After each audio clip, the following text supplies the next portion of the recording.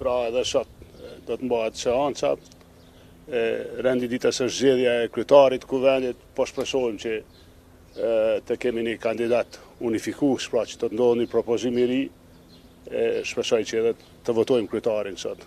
Kryetarin. Mendoj që kam dëgjuar disa mundësi, po tani ndoshta edhe nuk ka dita ende, po kam dëgjuar disa mundësi që të ketë përpjekje për një kandidaturë unifikuese.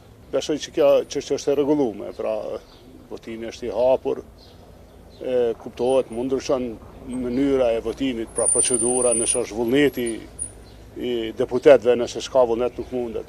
Është e dhimbshme kjo kohë dhe besoni nuk është se ne po dojmë me fitu diçka në këtë situatë, sepse ne ja kemi dhënë opsionin për kandidat të VV-s unifikues. Pra çdo gjë e kanë mundshme. Kuptohet tash dikush thotë pse po VV-ja këta, po shihet se kur ti për shembull ai s'ka drejt me shku në zyrë qeverisë, besoni. Unë kam qenë kryetar qeverie 2 herë, kam dhënë dorëheqje, e kam kry pjesën e ushtruesit detyrës ose kryeministit dorëheqje, po vjen edhe momenti kur zguzon me shku në zyre.